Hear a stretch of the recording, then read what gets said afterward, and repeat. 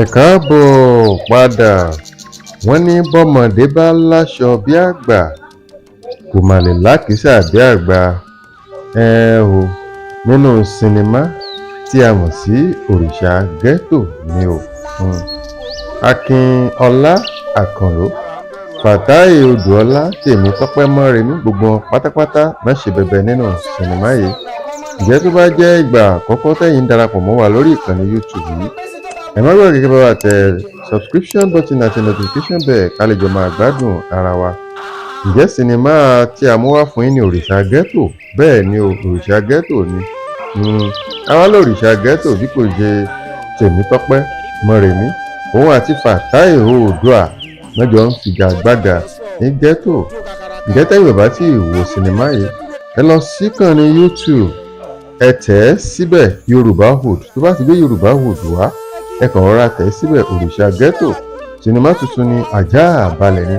Ẹ jẹ́ kájọ wò kájọ digest ẹ̀. Nínú sinimá yìí láti rí itú tí Temitope Moremi ń pa pẹ̀lú ìyá ìsàlẹ̀ rẹ̀, bóyá ìyá rẹ̀ lásìkò tó ń pè ní àgbà fún o. Àwọn ló ń da ghetto rú o. Fatai Odù, ìyẹn tá a mọ̀ sí bàbá olóògùn jìgbìnì, àwọn náà wọ́n ṣe kí ni, wọ́n kópa ribiribi nínú sinimá yìí. Sinimá òrìṣà ghetto, ẹ jẹ́ ká jọ wò ó. Sinimá yìí jẹ́ Moremi ti ẹ̀rí ṣe, torí èmi ò rí nírú kárátà bí eléyìí rí, ṣùgbọ́n eléyìí tó tún wá ṣe nínú eléyìí ó fi jẹ́ kó yé wa wípé kò sí dídá ju Moremi Temitope sí tí ò ti múra lẹ́nlẹ́, àti bàbá Fatai Odua. A jẹ́ pé gbogbo wọn pátápátá náà gbóṣùbà náà dáńtọ́ nínú sinimá yìí. Ǹjẹ́ ta lẹ́yìn tẹ̀ gbé fún nínú sinimá yìí gan?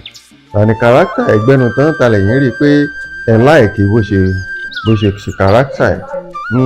Ìyá tó wá jẹ́ ìyá Moremi o, tó jẹ́ pé jàgídíjàgan lọmọ tí wọ́n bá káàkiri ní ghetto.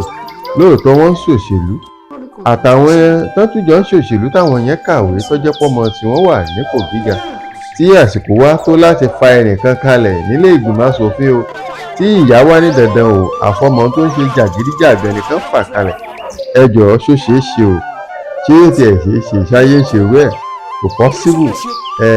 Ẹ mọ̀ àwọn olóṣèlú wa gbogbo àná la mọ̀ bó ti ń lọ o. Ibi jàgídíjàgan náà ti máa lò ó.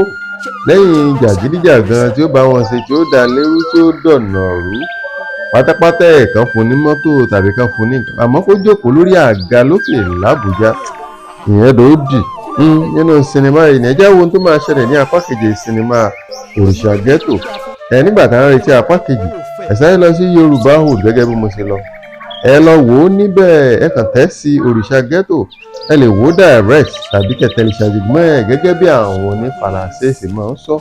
Ẹ jẹ́ ká jọ jẹ̀gbáládùn ẹ̀. Ǹjẹ́ tó bá wá jẹ́ ìgbà àkọ́kọ́ ẹ̀yin lélẹ́yìí lórí ìkànnì yìí, ẹ má gbàgbé ẹ bá wa tẹ subscription button àti notification bell ká lè jọ máa ṣe kí ni, ká lè jọ máa gbádùn ara wa. Sinimá ní òrìṣà ghetto kò ṣe é pọ̀. All right. Ṣé kò síbò mi ìgbà tí.